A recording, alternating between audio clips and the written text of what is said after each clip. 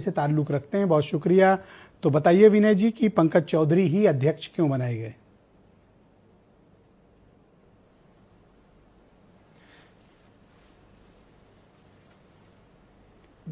विनय जी, आप सुन पा रहे हैं मुझे?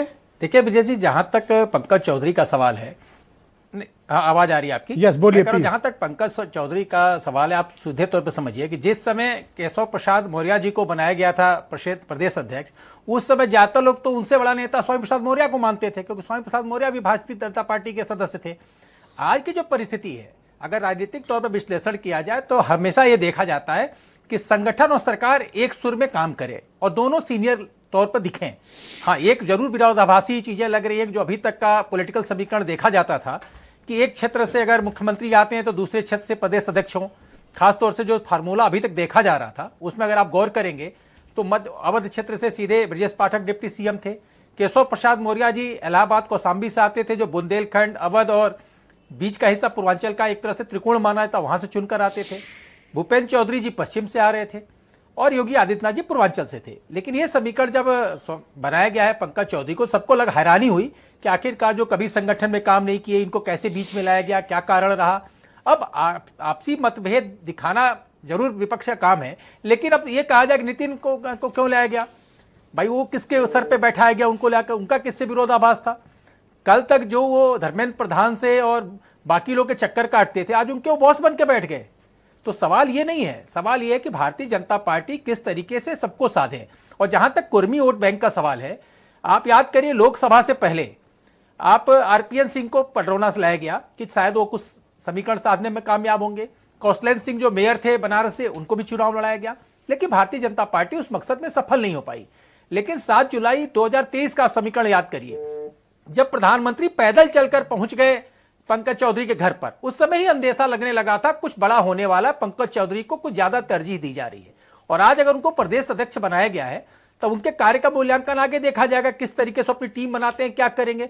देखिए इतना तय है कि किसी लीडर के आने के बाद केवल अकेला लीडर कुछ नहीं करता है, उसकी टीम काम करती है। और भारतीय जनता पार्टी को देखना पड़ेगा कि पंकज चौधरी संगठन में काम नहीं किए, वो अलग सवाल है, बाकी लोग संगठन में उनका सहयोग करने के लिए हैं, और उस बेसिस पर जब बातें होंगी तो किस तरीके से बात आगे बढ़ती है। लेकिन इतना तय है कि जो पॉलिटिकल सर्किल में बातचीत है, यह माना जाता है कि पंकज चौधरी योगी आदित्यनाथ के अपोजिट खेमे के माने जाते हैं।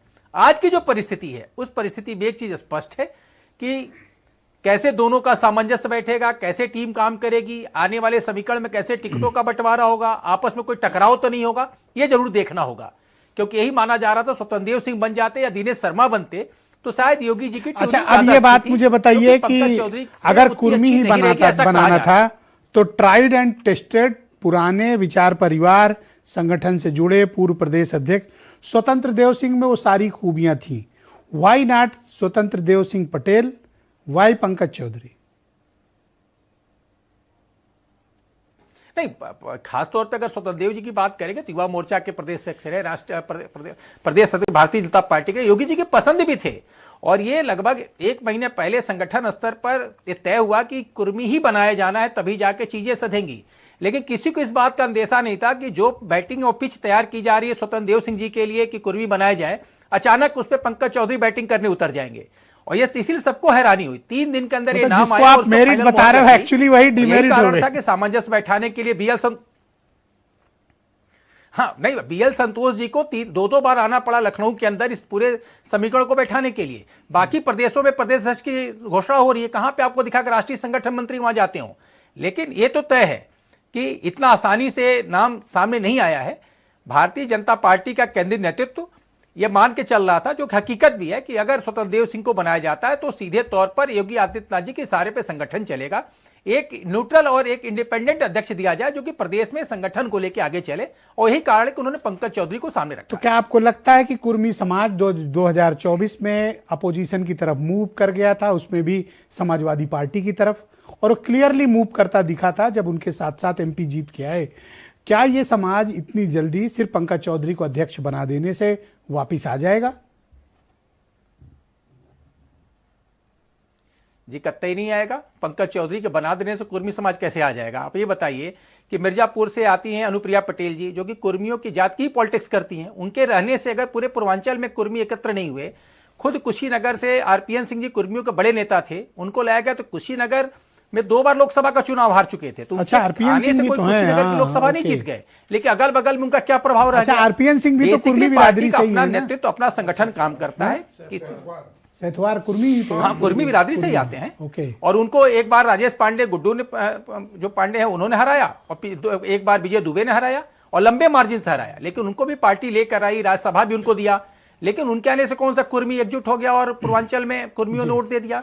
विनय कटियार जो कि टेस्टेड आपके कुर्मी नेता थे, हिंदुओं के भी फायर ब्रांड नेता थे, उनको ना आपने दरकिनार कर दिया।